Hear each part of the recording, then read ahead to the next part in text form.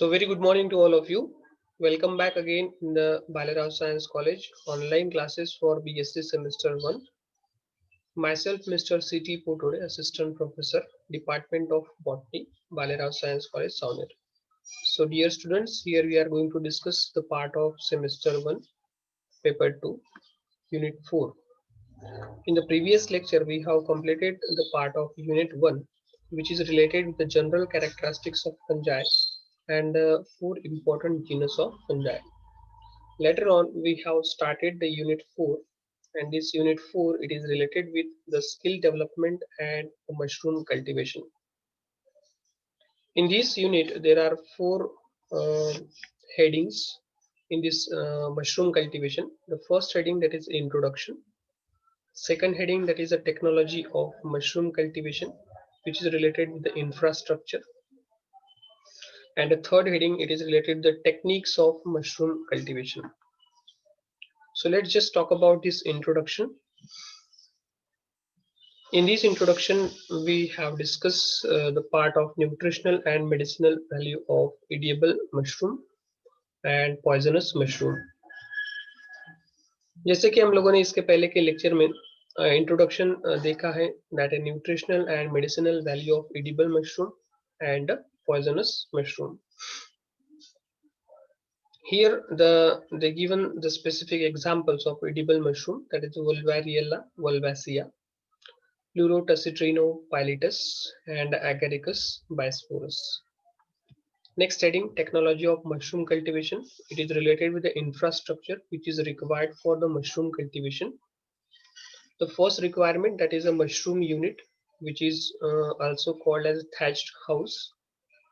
Then the tools, polythene bags, vessels, inoculation hook, inoculation loop, low-cost stove, sieves, culture racks, water sprayer, tray, medium, etc.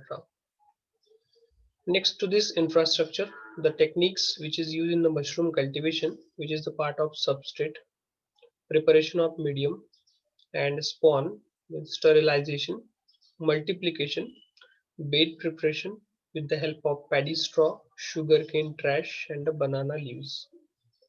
So welcome in the mushroom cultivation.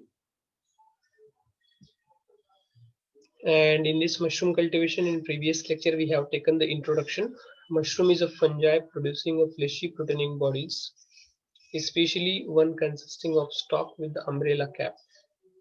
It has a two-part. The cap-like structure is known as pileus. This is the cap-like structure, that is the pileus, attached with a thread-like structure called as a mycelia. So at the base, there is a presence of thread-like structure called as mycelia. Mycelia absorb nutrient from the soil. It do not require the sunlight for their growth. Mushroom को growth के लिए sunlight की कोई जरूरत नहीं होती है.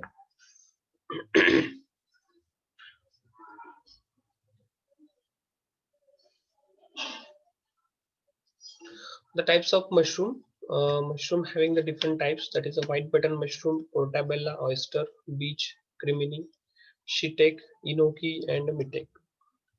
The structure of mushroom, the cap or the pileus, this is the cap-like structure. The scales are present on the surface of this cap, and like the scales are present on the fish. Then ring or the annulus, there is a presence of ring or annulus. Then gills, that is a lamella. Cup, which is also called as a vulva. Then stem or the stape, and the mycelial threads at the base. A mushroom typically consists of stalk, that is a stipe, and a cap, that is a pileus. A mushroom develops from the underground mycelium and pushed upward. It is protected by a thin membrane which is eventually ruptures, leaving the fragments on the cap. Another membrane attaching the cap to the stalk also ruptures, allowing the cap to expand and leaving a remnant ring, that is the annulus, on the stalk. Radiating rows of the gills are found on the cap surface, undersurface. These bears the club-shaped reproductive structure which is called as a basidia, which form the minute spores known as a basidiospores, of which a single mushroom may be produce millions. Then what is the nutritional value of mushroom, which we have taken already in the previous lecture, and it is just a part of revision point of view. Later on we will continue our main topic, which is the second point, that is a part of mushroom cultivation, and it is related to the infrastructure. So the mushrooms are the low in the calories, high in the fiber, and contain many important vitamins and minerals. Some also have the medicinal properties, such as the complex carbohydrates, and which is strengthen the body structure. They are the excellent source of protein. In some regions, they are known as a vegetable meat for their high protein content. They contain all the essential amino acids needed for your body. ठीक है, सभी essential amino acids होते हैं which is required for your body. Then the percentage of protein in the dry mushroom could be between 10% and 30% of the total mushroom weight. They have high concentration of carbohydrates at the 57% and the 14% raw fiber. Most of those carbohydrates are complex sugars that will help you to regulate insulin and sugar level because they are low glycemic sugars.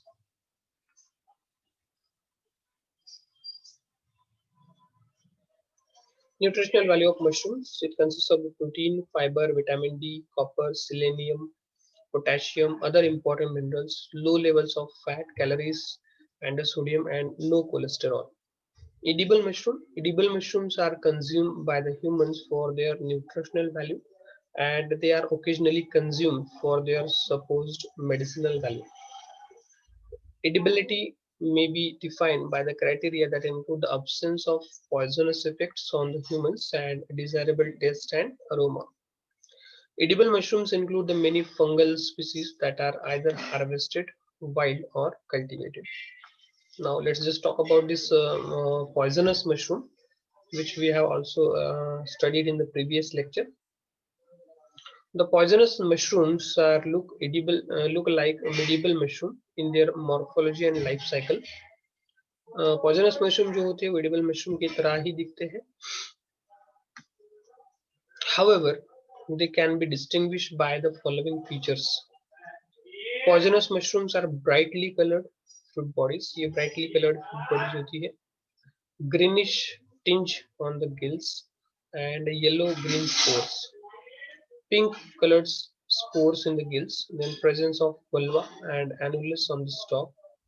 Oozing of milky or colored latex at the damaged portion. Damaged portion से milky latex बाहर निकलता रहेगा in case of poisonous mushroom.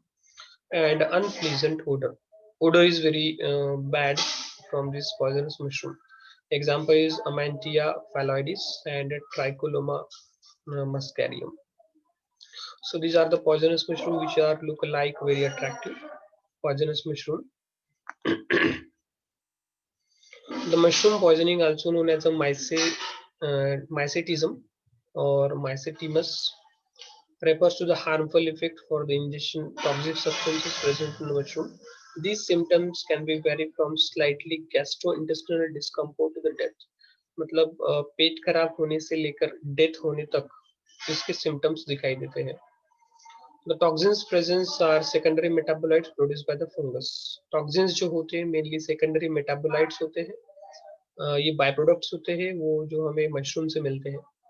The most common reason for this misidentification is the close resemblance in terms of color and general morphology of the toxic mushroom species with the edible species.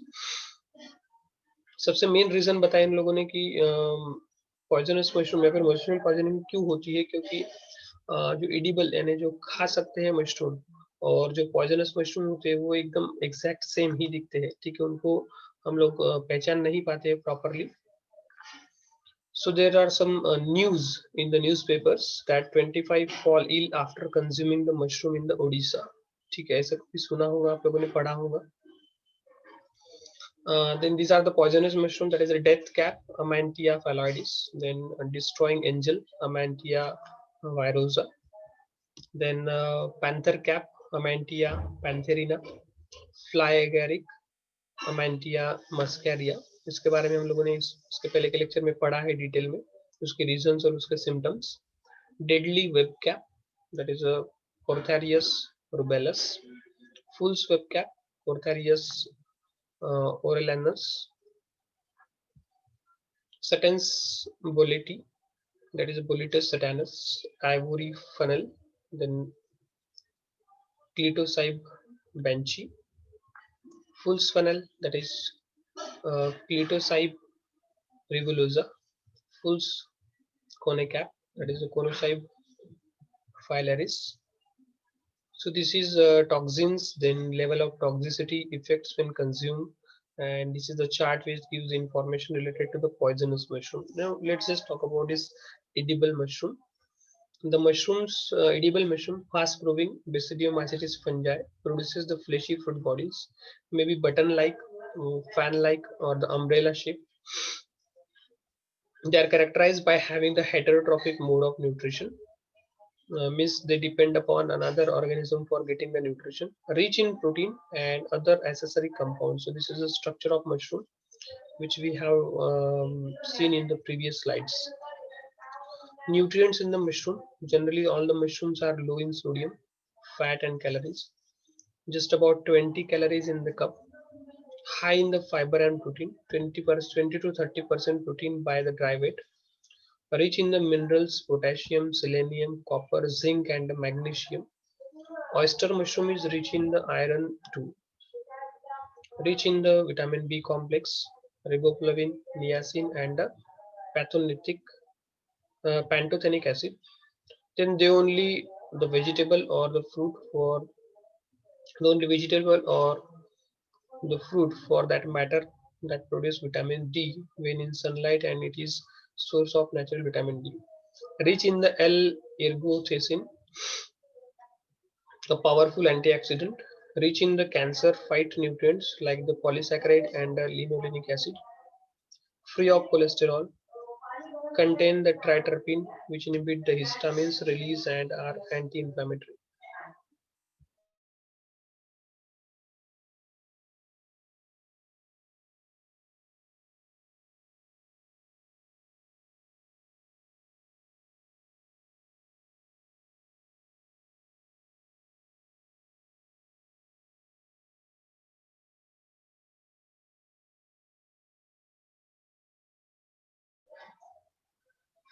So the free of cholesterol then contain the triterpenes which inhibit the histamines release and anti-inflammatory.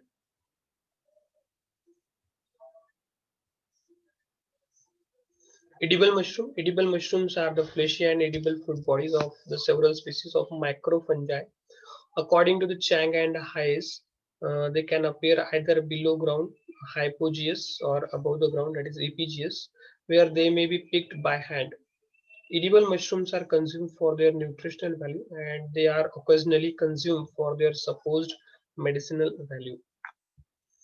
The first example of edible mushroom, that is Wolvariella wolvacea, also known as a paddy straw mushroom or the straw mushroom, is a species of edible mushroom cultivated throughout the East and Southeastern Asia and used extensively in the Asian countries. They are often available fresh in Asia but are more frequently found in the can or the dried form outside their nation of the cultivation.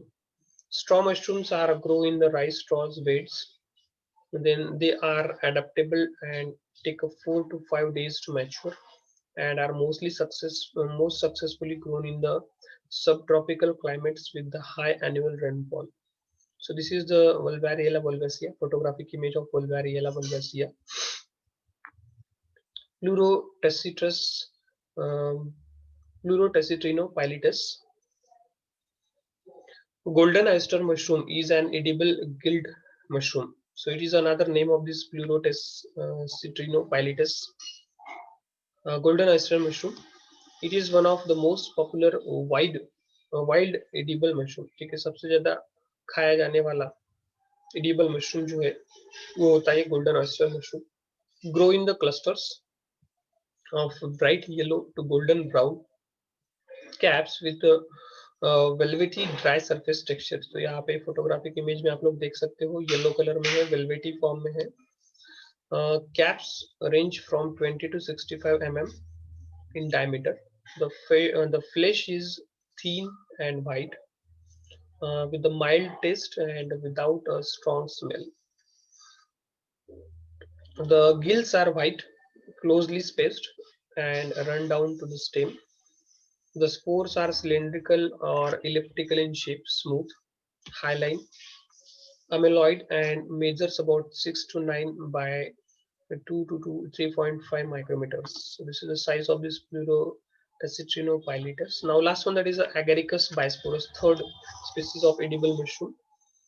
Edible mushroom, that is a Basidiomycetes mushroom native to the grasslands in the Europe and North America. ठीक है, जो Agaricus बायस्पोरस होता है edible mushroom, ये ज्यादातर पाया जाता है यूरोप और नॉर्थ अमेरिका में. दे में ग्रो ऑन द सॉइल और ऑन अनदर फूड सोर्स. ठीक है, सॉइल पे भी ग्रो होते हैं या फिर कुछ दूसरे फूड सोर्स पे भी ग्रो होते हैं. In China is the largest producer of edible mushrooms according for over 50% of the world's edible mushroom production. मतलब चाइना में सबसे ज्यादा प्रोडक्शन होता है एडिबल मशरूम का, स्पेशली ये एगरिकस बायस्पोरस का. अगर कंपैरिजन किया जाए तो पूरे वर्ल्ड में 50% मशरूम अगर कहीं प्रोड्यूस होता है तो वो होता है चाइना में. This mushroom may be known as a common mushroom, button mushroom, white mushroom, cultivated mushroom, table mushroom and champion mushroom. ठीक है, तो ये जो मशरूम होता है उसको बहुत सारे नाम दिए इन्होंने एगरिकस बायस्पोरस को. हम लोग पॉपुलरली इसे व्हाइट बटन मशरूम कहते हैं. ठीक है, इसे नाम दिए common mushroom, button mushroom, white mushroom, cultivated mushroom, table mushroom and a champion mushroom. Now let's just talk about the technology of mushroom cultivation. First part we have completed. The second part, that is a part of technology of mushroom cultivation. Now the key steps in the mushroom production. Mushroom production के लिए क्या क्या हमें ध्यान में रखना चाहिए. The key generic steps in the mushroom production cycle that takes between 1 to 3 months from the start to finish depending on the species are identifying and cleaning a dedicated room or building in which temperature, moisture, and sanitary conditions can be controlled to grow mushrooms, in choosing a growing medium and storing the raw ingredients in a clean place under cover and protected from the rain. तो सबसे पहली main चीज जो है कि जहाँ जो room हम लोग सिलेक्ट कर रहे हैं फॉर द मशरूम कल्टीवेशन, या फिर जो कोई बिल्डिंग या फिर रूम हम लोग या फिर कोई घर अगर जगह हम लोग सिलेक्ट कर रहे हैं फॉर द मशरूम कल्टीवेशन, तो सबसे पहले उसे स्पेसिफिकली आइडेंटिफाई कर लेना है क्या कहाँ पे डोर्स है, कहाँ पे विंडोज है, कहाँ पे फ्लोर अच्छा है. ठीक है, दीवार को होल्स वगैरह तो नहीं है ताकि वो रैट्स वगैरह वहाँ पे आ जाए और वो डिस्ट्रॉय कर दे. सो आइडेंटिफाइंग एंड क्लीनिंग. ठीक है, उसे क्लीन करना पड़ेगा room building in which temperature, वहाँ पे टेम्परेचर एक स्पेसिफिक प्रॉपर अमाउंट पे रहना चाहिए, मॉइस्चर रहना चाहिए थोड़ा बहुत, देन सैनिटरी कंडीशंस, क्लीनलीनेस होनी चाहिए वहाँ पे, can be control to grow the mushrooms. In choosing growing medium, growing medium बनाने के लिए वो रूम्स एकदम कंफर्टेबल होनी चाहिए. And storing the raw ingredients raw material जो लगेगा हमें, तो हम लोग वहाँ पे स्टोर कर पाए in a clean place under cover and protected from the rain. वहाँ पे बारिश से बचने के लिए वहाँ पे अवेलेबल अरेंजमेंट होनी चाहिए. देन पाश्चराइजिंग और स्टरलाइजिंग द मीडियम. ठीक है, मीडियम एंड बैग्स. ठीक है, जो कोई मीडियम हम लोग यूज करने वाले या फिर जो कोई इंस्ट्रूमेंट्स हम लोग यूज करने वाले हैं for the mushroom cultivation, instruments like हम लोग पॉलिथीन बैग्स, उसके बाद में कुछ वेसल्स यूज करेंगे, इनोकुलेशन हुक, इनोकुलेशन लूप, ये सभी चीजें हम लोग वाटर स्प्रेयर वगैरह जो हम लोग कुछ चीजें जैसे स्पैचुला होता है, सिंपली अगर जैसे आप लोग उसे स्पून कहते हो, जो चम्मच वगैरह होते हैं. ठीक है, या फिर कुछ इंस्ट्रूमेंट अगर होते हैं, ब्लेड्स वगैरह, स्कैल्पेल वगैरह यूज करते हैं, तो वो सभी चीजें स्टरलाइज करना जरूरी है. Now what is sterilizing? Sterilization it is related with the free from contamination. यानी जो इंस्ट्रूमेंट हम लोग यूज करेंगे उन इंस्ट्रूमेंट को पहले कंटामिनेशन फ्री करना पड़ेगा, उसके बाद ही हम लोग वो इंस्ट्रूमेंट मशरूम कल्टीवेशन के लिए यूज कर सकते हैं. तो ये स्टरलाइजेशन कैसे करेंगे? Sterilizing the medium and the bags in which or tables on which mushroom will be grown to exclude other fungi that would compete for the same space. Once the selected fungi has colonized the substrate, it can fight off the competition.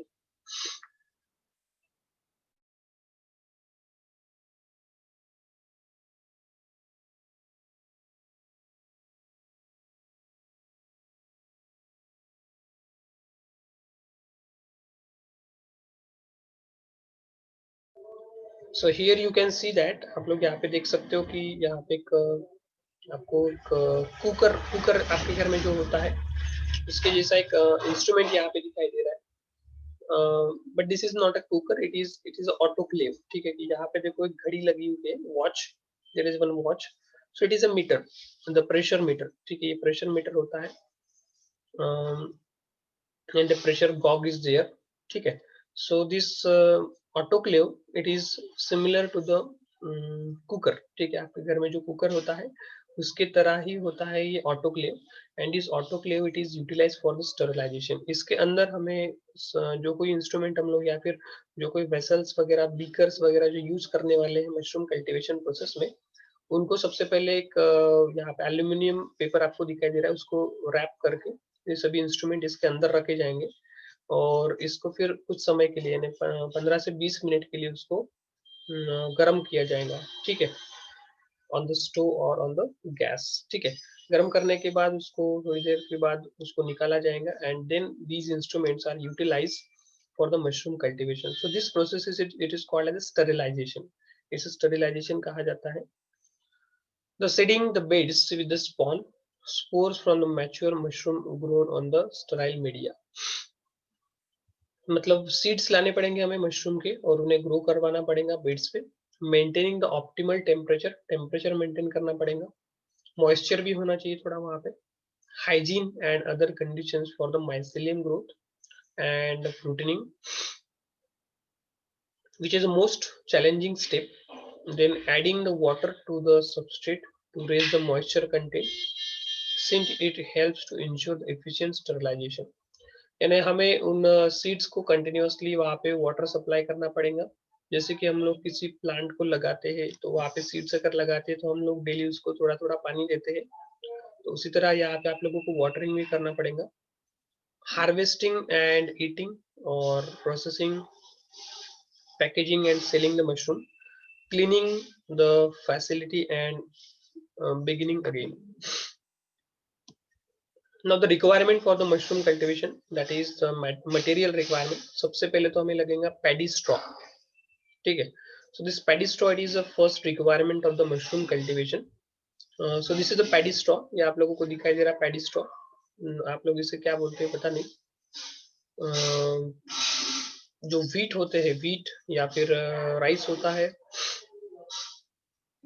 ठीक है, wheat rice वगैरह जो होते हैं, तो उनके बचे हुए जो पार्ट रहते हैं, स्टेम्स वगैरह जो रहते हैं, ठीक है, तो उसको अगर ऐसे बांध के रखा जाए तो it is nothing but a part of paddy straw. ठीक है, उसे हम लोग पैडी स्ट्रॉ ही कहेंगे। ठीक है, तो paddy straw that is 14 bundles, then need about 7 kg, 3 to 12 months old होने चाहिए ये paddy straw. This is the requirement of the mushroom cultivation. Then soaking tank, ये जो पैडी स्ट्रॉ रहेंगे उनको भिगोना पड़ेगा, तो उसके लिए टैंक लगेंगी हमें। So this is a soaking tank which is required for the mushroom cultivation, having the size, उन्होंने साइज भी दिया है 4x4x3। Then the polythene bags, ठीक है, वहां पे हमें पॉलिथीन लगेगा। ठीक है, so this is the requirement of polythene for the mushroom cultivation. Later on, that is the production system। This production system it required outdoor system। The outdoor system it is related with the intercrop in the coconut plantation। ठीक है, अगर हम लोग mushroom cultivation outdoor करते हैं मतलब room के बाहर, means without using the thatched house. ठीक है, थैच हाउस मतलब जो आप लोग हट बोलते हो, जो झोपड़ी जैसा स्ट्रक्चर दिखाई देता है कि जो ये घास से बना हुआ रहेगा। ठीक है, या फिर अभी अभी आप लोगों ने देखा that is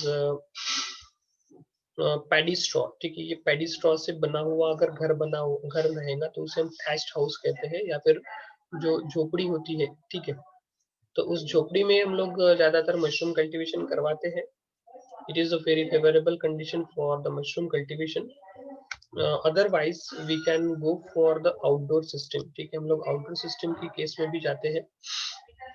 intercrop coconut plantation, ठीक है.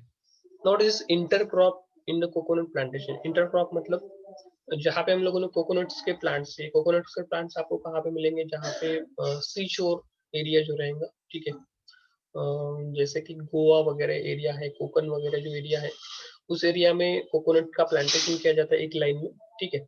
और बीच बीच में जो स्पेस होती है, तो उन स्पेस में हम लोग ये मशरूम कल्टीवेशन कर सकते हैं, ऐसा इन्होंने यहाँ पे बताया है. सो it is a part of outdoor system, ठीक है, ये आउटडोर सिस्टम का पार्ट है. So the outdoor system, it is that is intercrop in the coconut plantation. Intercrop, inter means in between. जो कोकोनट प्लांट रहेंगे उनके बीच में जो स्पेस अवेलेबल रहेंगी, जैसे कि मैं आपको दिखा देता हूँ. सो जस्ट लाइक दिस, ठीक है, outdoor system. Intercrop in the coconut plantation. देखो यहाँ पे बीच में कोकोनट के प्लांट से यहाँ पे जो दिखाई दे रहा है आपको, this is the coconut plant. Again the banana plants are also there, but most of the coconut plants are there, and in between these coconut plants there is a space is available, ठीक है, जो space available है, तो उस space के बीच में इन्होंने beds डाल के रखे हैं. and these beds are the nothing but mushroom cultivation. ये जो आपको green कलर के कवरिंग दिखाई दे रहे हैं, these green covering are with the help of polythenes, ठीक है, जो पॉलीथीन रहता है उस पॉलीथीन के उसको कवर किया है.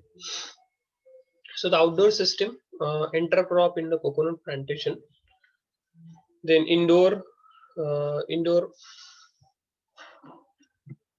the low cost thatched house, ठीक है. जो लो कॉस्ट thatched house रहेगा, so indoor indo the low cost thatched house कैसे बने रहेगा, मैंने आपको जैसे बताया कि thatched house मतलब the house which is made up of this paddy straw. इस पैडी स्ट्रॉ से बना हुआ एक घर, या फिर जिसे हम लोग झोपड़ी कहते हैं, हट कहते हैं, ठीक है. तो दैट हट it is nothing but this thatched house, ठीक है. We can see here the thatched house.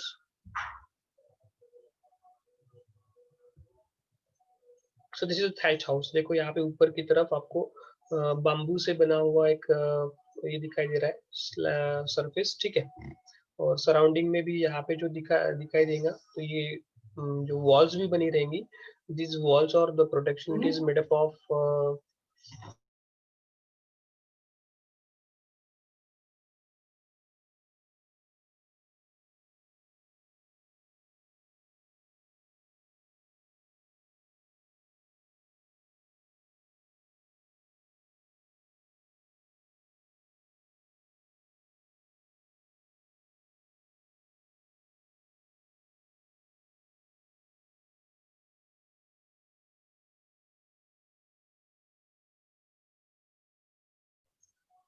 so this production system it required the low cost thatch house, ठीक है, यानी इसको जो ज्यादा खर्चा नहीं लगता, आप लोगों को सिर्फ ये कलेक्ट करना पड़ता है, दैट इज पैडी स्ट्रॉ आपको सिर्फ कलेक्ट करने पड़ते हैं. जिस पैडी स्ट्रॉ कुछ महंगे नहीं होते हैं, ठीक है, ये तो अवेलेबल हो जाते हैं किसी के भी खेत में, ठीक है. और अगर वहां से खरीदने भी हो तो उसकी प्राइस बहुत ज्यादा कॉस्टली नहीं होती है. So the production system it is related with the outdoor system. Intercrop in the coconut plantation. हम लोग यहाँ पे इंटरक्रॉप तो हमारे सिलेबस में नहीं दिया है, या फिर आउटडोर सिस्टम वाला नहीं दिया है. हमारे केस में हम लोग थैच हाउस या फिर इंडोर प्रोडक्शन के बारे में हम लोग यहाँ पे देखने वाले हैं. Outdoor system that is intercrop in the coconut plantation, ठीक है. कोकोनट प्लांटेशन जो होता है उसके बीच में हम लोग मशरूम कल्टीवेशन कर सकते हैं. Indoor production in the low cost thatched house, ठीक है. Now what is this thatched house? Thatch house मैंने आपको जैसे कि बताया कि that thatch house it is made up of the paddy straw, ठीक है. जो पैडी स्ट्रॉ रहेंगी, जैसे जो घास होती है, ठीक है, राइस या फिर व्हीट का प्रोडक्शन होने के बाद जो बची हुई घास होती है, उसके स्टेम जो होते हैं, ड्राइड स्टेम जो होते हैं, that is nothing but the paddy straw. या फिर जो भी तुअर निकलेंगी तो तुअर ड्राइड होने के बाद जो बचे हुए स्टेम रहते हैं, ठीक है, उसका भी यूटिलाइजेशन कर सकते हैं हम लोग for the production of this thatched house. ठीक है, एक झोपड़ी बनानी पड़ेगी। It is a traditional method. ठीक है, ये ट्रेडिशनल मेथड है कि जो चलती आ रही है पहले से for the mushroom cultivation. Otherwise we can go for in a room which is made up of the cement and the bricks. ठीक है, हम जैसे घर में रहते हैं वैसे भी हम लोग एक रूम यूज कर सकते हैं, but it is not for completely suitable for that mushroom cultivation. अगर ज्यादा प्रोडक्शन लेना है आप लोगों को तो वहाँ पे आपको थैच्ड हाउस ही बनाना पड़ेगा। ठीक है, because it is very favourable for the mushroom cultivation, वहाँ पे आपका प्रोडक्शन ज्यादा होगा। Low cost thatched house, then asbestos room. ठीक है, यहाँ पे अलग अलग रूम्स दिए, देखो अलग अलग रूम्स हम लोग यूज कर सकते हैं। इंडोर रूम्स अलग यूज कर सकते हैं, जैसे पहले तो सबसे पहले इन्होंने प्रेफरेंस दिया थैच हाउस को। एस्बेस्टॉस रूम मतलब जैसे कि हम लोग घर में रहते हैं, हमारी जो रूम रहते हैं घर में, तो वो बने हुए रूम्स जो रहेंगे उसमें हम लोग यूज कर सकते हैं। Then agro shade net house. What is this agro shade net house? जैसे एग्रीकल्चरल प्रोडक्शन लेने के लिए कुछ शेड्स बनाए जाते हैं। ठीक है, एग्रो शेड नेट हाउस आप लोग देखते होंगे अगर कभी अगर बाहर जाते हो तो रोड साइड में कभी कभी वहाँ पे शेड्स बनाए जाते हैं और उसके अंदर प्लांटेशन किया जाता है। ठीक है, it is a part of agro shade net house. Then poly house. ठीक है, ये पॉली हाउस तो देखे होंगे आप लोगों ने, ग्रीन कलर की जो नेट्स होती है उस नेट से बना हुआ एक घर होता है, उसे हम लोग पॉली हाउस कहते हैं। ठीक है, so these are the different places. ठीक है, ये अलग अलग प्लेसेस है कि जहाँ पे हम लोग मशरूम कल्टीवेशन कर सकते हैं। So this is the low cost thatch house, सबसे पहली रिक्वायरमेंट।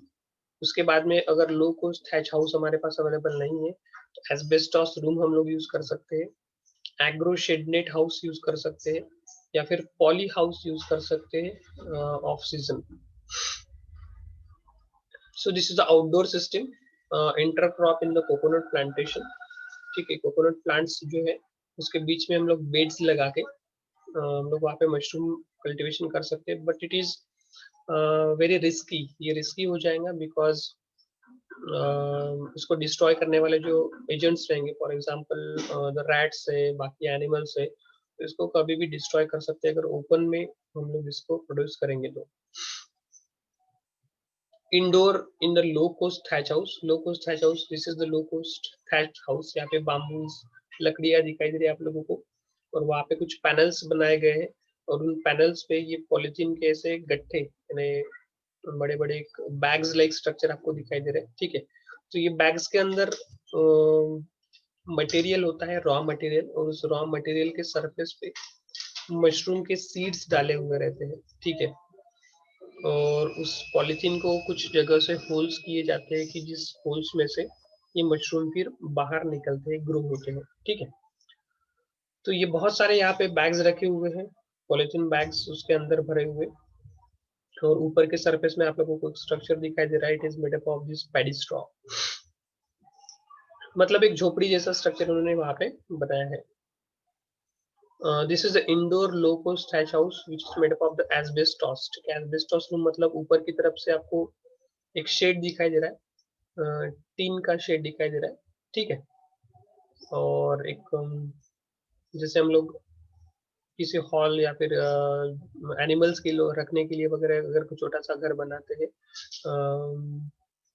सीमेंट और ब्रिक्स से बना हुआ। ठीक है, ओपन है थोड़ा, और ऊपर की तरफ से वहाँ पे शेड लगाया हुआ है। ठीक है, so these are the bags, polythene bags फिर से, ठीक है, भरे हुए हैं, और इन पॉलिथीन बैग्स के अंदर जो पैडी स्ट्रॉ के जो टुकड़े होते हैं वो भरे हुए रहते हैं, सीड्स भरे हुए रहते हैं। ठीक है, तो ये इस तरह से होती है asbestos room. Next that is agro shade net. Agro shade net देखो आप लोगों को यहाँ पे ग्रीन कलर की एक नेट दिखाई दे रही है। ठीक है, तो ये नेट नेट आपको दिखाई दे रही है, ऐसा नेट आप लोगों ने देखी होंगी।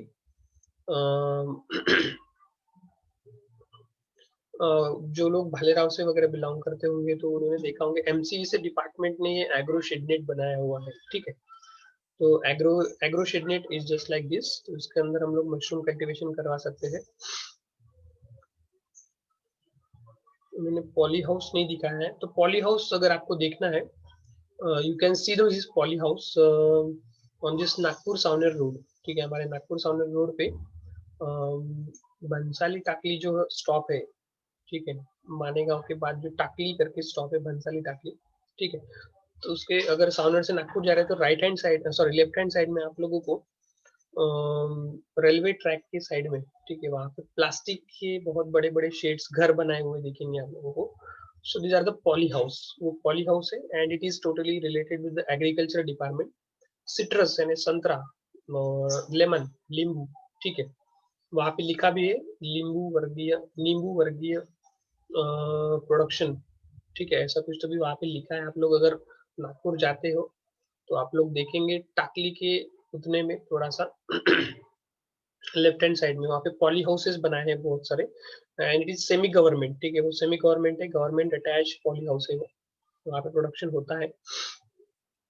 Anyway it is agro shade, so these are the different locations we can take the production of mushroom, ठीक है, ये अलग अलग प्लेसेस है कि जहाँ पे हम लोग मशरूम कल्टीवेशन या फिर मशरूम प्रोडक्शन कर सकते हैं। Now the methods of mushroom cultivation, mushroom cultivation के मेथड्स देखेंगे। सबसे पहले मैंने बताया पहला point, cut the soft portion of paddy straw, ठीक है, पैडी स्ट्रॉ जो रहेंगे, मैंने आपको समझाया कि पैडी स्ट्रॉ क्या होती है। जो राइस फील्ड या फिर व्हीट फील्ड से निकाले हुए जो भी ड्राई यानी राइस निकलने के बाद या फिर व्हीट निकलने के बाद जो बचा हुआ पार्ट रहता है स्टेम का, उसे पैडी स्ट्रॉ कहा जाता है। हम लोगों ने देखा था पैडी स्ट्रॉ थोड़ी देर पहले। Cut the soft portion of paddy straw 1.5 inch and soak it for 6 to 8 hours in the water mixed with the limestone at 1 kg per 100 liter per water। इन्होंने देखो सबसे पहला पॉइंट बताया कि वो जो पैडी स्ट्रॉ है उसके छोटे छोटे टुकड़े कर दीजिए, बोलते उसको पानी में भिगो दीजिए, जैसे हम लोगों ने टैंक देखे थे उस टैंक में जैसे वाटर डाल के, वाटर के साथ 1 kg लाइमस्टोन यानी जिसे हम लोग चूना कहते हैं, ठीक है, लाइमस्टोन अगर डाल दे तो it is very better. Second point, drain the excess water, यानी 6 से 8 घंटे तक भिगोने के बाद, ठीक है, वो जो पैडी स्ट्रॉ रहेंगे उसको 6 से 8 घंटे तक भिगोने के बाद अ, उसमें से जो एक्सेस वाटर है वो पूरा वाटर निकाल लेंगे। Dry the paddy straw in a shade, moisture content near about 65%।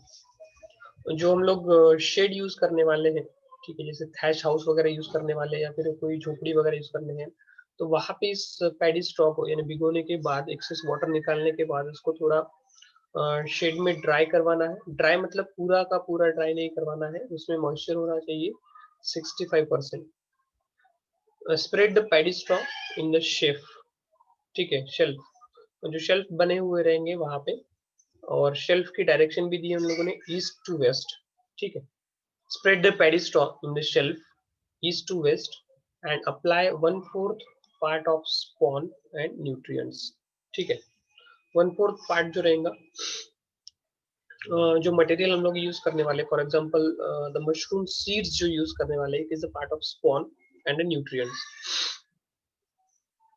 Cover again with the paddy straw in the north south, ठीक है। अभी देखो सबसे पहले जो पैडी स्ट्रॉ उन्होंने हम लोगों ने स्प्रेड किया था वो ईस्ट एंड वेस्ट डायरेक्शन में स्प्रेड किया था। सेकंड टाइम जब हम लोग उसे स्प्रेड करेंगे, दूसरी लेयर जब डालेंगे, it is north to south, ठीक है, एंड रिपीट द प्रोसेस, ये प्रोसेस रिपीट करते जाइए और बैग्स भरते जाइए, ठीक है, पॉलिथीन बैग्स भरते जाइए। Cover the bed of 1.4 inch to 1.5, sorry 1.5 1.5 by 1.5 inch with the polythene sheets for the 6 days, ठीक है, उन बेड्स को एक स्पेसिफिक साइज के पॉलिथीन शीट से हमें कवर करना है 6 days के लिए।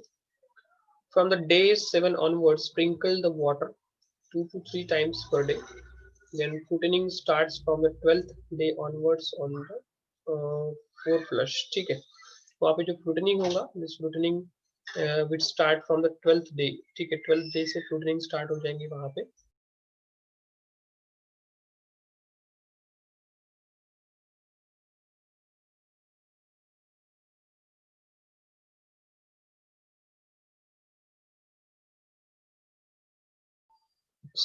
cover the bed and then from 7 day onwards sprinkle the water 2 to 3 times per day. ठीक है, यानी वहाँ पे उस बेड्स पे जो बेड्स हमने लगाए हैं वहाँ पे सीड्स डाले हैं मशरूम के, तो वहाँ पे आप लोगों को दिन में 2 से 3 बार वहाँ पे पानी डालते रहना है। ठीक है, उस इस तरह से हमें क्या मिलेगा, फ्रूटनिंग स्टार्ट्स। ठीक है, यानी वहाँ पे फ्लावरिंग और फ्रूटनिंग आना शुरू हो जाएगा उस सीड्स में से मशरूम के।